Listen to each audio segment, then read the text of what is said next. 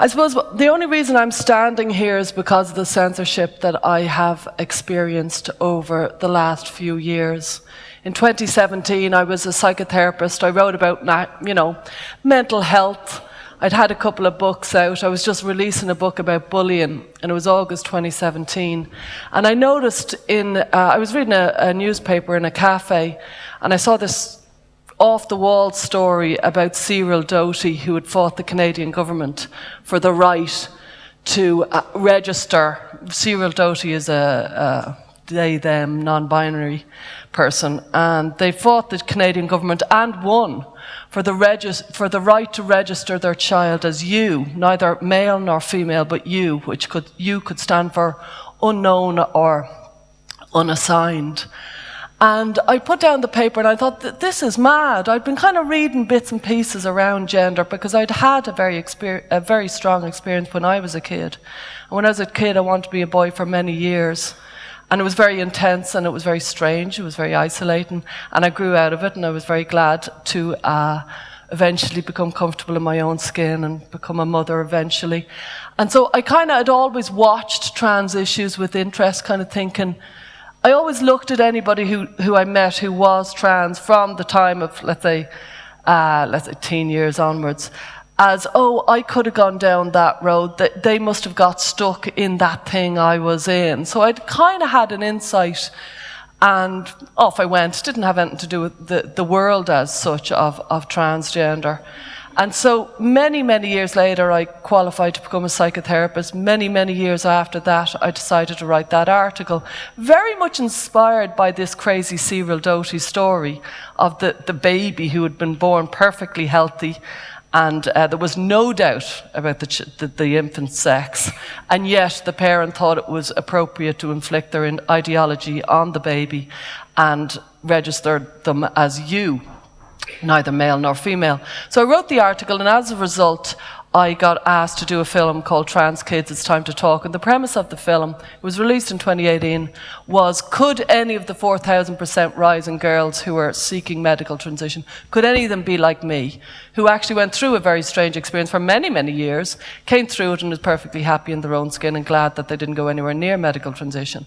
And for asking that question, as a psychotherapist who's done nothing but write about mental health, I hadn't written about anything else except mental health, I was told I was transphobic bigot. And I kind of wasn't stunned, because I knew enough about the world to think this is a very, very intensely political landscape. But you know when you think you know about something and then you find out about it and you realise, oh my God, I was an innocent baby really at the time. Because that year of 2018, I was working with a director called Ollie Lambert, and he had 30 years of film behind him. He'd already won Emmys. He was very well respected, and he worked in war. That's where he was. He'd worked in Gaza, he did a film on the Ukraine just recently, and he had a lot of prestige. And so the presumption was Channel 4 was doing this film and there would be no problem about it. Because of Ollie Lambert, he would open the doors. And what we found was we were absolutely blacklisted. And the thing about 21st century censorship, it's not like 20th century censorship, which obviously I would have lived through as a kid. Like 20th century censorship in Ireland was very honest. It was very straight. If you spoke about sex or if you wrote about sex, you'd probably get banned in the 50s and 60s. You know, they banned some brilliant books. I saw Sharon mention Brave New World, or Borstal Boy, Brendan Behan, and that was, of course, banned, and so was Brave New World. And some brilliant books were banned, Ed O'Brien, of course. But it was straight. Everybody knew. If you wrote about the church or if you wrote about sex, you would get banned. It's not like that now. It's a much more complicated, dishonest censorship that we're being dealt with, where it's all done with a smile. It's like, no, we won't be able to talk with you for various reasons. And so what we found in our film, Trans Kids, was they would say no for complicated reasons. For example, Susie Green, the director of Mermaids, the reason why she was not speaking to us in our film was because she had done her research and she believed it was going to be a one-sided film. And we, of course, said, well, it will be a one-sided film if you don't offer your side. crazy idea. And then All About Trans contacted the director of Channel 4 to try to get the film shut down. And Maria Miller, the MP, said she had no time in her diary to see us. And Ollie Lambert said, I will meet you at any time, at your convenience. You name the time, name the date, any time in the next 3 months, just for an hour. I'll come and see you if we could. And she said, oh, well, when he gave such a wide open offer, she said, I've actually moved away from trans issues. And an hour and a half later, he received an invitation to a lunch where Maria Miller was speaking about trans issues. So, again, it's this polite insistence of saying no, but it's in a very dishonest way. They won't say straight the reason why they are censoring you, because they've got PR all over it. In the end, we did get the film released, and since then because I was so appalled by the censorship, I've remained speaking about it. Had we just done the film, had I not been a kind of targeted of such horrible censorship and slurs, I wouldn't be here. I'd have moved on to other subjects, but because of the lies and the dishonesty, I've ended up speaking about it a lot. And we founded GenSpect in 2021, and one of our key colleagues in GenSpect, Saoirse, she was over in Galway. She was an ordinary, she was actually not an ordinary, she was an extraordinary student, working early 20s, working in, Galway University, and also studying for her degree. She's a disability, she's visually impaired, disability advocate. She was going somewhere. She had a paid position in her college. She was speaking on behalf of disability. But when she spoke up and said that the LGB Alliance wasn't a far-right extremist group, because the student union had tried to ban them and said that they were a hate group, said that they were far-right, Saoirse, a quiet girl over in Galway, got deplatformed. And that's what I think is most important that people realise. It's the quieter, tragic stories that we don't hear about, of people politely and unpolitely, but very definitively being censored and banned. And, when it happened, everybody kind of wrote about it on Twitter, and it's a very unreal world on Twitter. But when I rang her about 6 months later, she was dog sitting. She'd left her master's course. She'd had a paid position, and all the paid positions melted away quietly. Because you know how this kind of 21st century censorship, it's quiet, it's an iron fist in a velvet glove. And so suddenly she was going somewhere, and suddenly as a disability advocate, she wasn't. And she was very quietly and very definitively scuttled. And now she's working full-time in GenSpect, so it's a nice story in the end.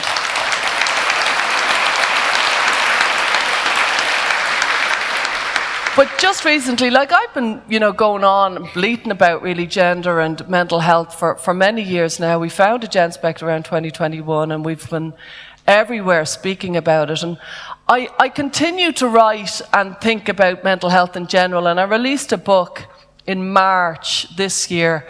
And yet again, I saw the polite censorship happening. When you're releasing a book, there's a very definite publicity plan that's put together by your publishers. And they'd have a key kind of interviewer, let's say RTE would be the obvious, and then after RTE it will spread out to slightly smaller organisations, smaller again. And it's key that the first big interview is the one that kind of makes you, because from that all the other interviews unfold. And so my publishers are great publishers. The name of the book is What Your Teen is Trying to Tell You, if you want to support it after this story. And my publishers were great, and they had it all organised in December that my key interview was going out with Miriam O'Callaghan in March, perfectly timed for the launch of my book, for the Sunday Independent follow-up, for the Sunday Times follow-up, for the interview with News Talk. It was all very well timed and very organised in December. My book was getting released in March. And then it was a lovely spring day, and I was out for my walk, and it was about 4 days before my interview with the book with Miriam O'Callaghan in RTE. And I got a slightly frantic phone call saying, you're not allowed to talk about trans issues. And I said, oh, okay, well, it's a book about teenagers with mental health, so I've plenty to talk about. Well, I don't have a gasping need to talk about trans. I can live with that. I talk about it 23 hours a day. I can handle that. And she says, okay, grand. Then the next day, I got another call. And this time it was, you have to talk about trans issues. And I said, right, okay. I know a lot about trans issues, so okay. And yeah, that's fine by me. I'll talk about trans issues. And she said, right, fine. And then the next day, I got another call. So RTE were clearly losing their mind about this. And they had booked it in December, and now it was March. So then the next day, I got a third phone call. And this time, you have to come in for a pre-record. You can't come in on Sunday. You have to come in for a pre-record because we want to hear what you've said. And we basically think you're a wild card and you'll say anything. And I said, I've been on RTE just a week ago talking about another issue. I'm not going to suddenly start like bringing out a banner and screaming about trans or gender. I want to sell my book, But okay, if you want, we'll have a pre-record. And they said, yeah, it's just such an incendiary subject. It's just an incendiary subject.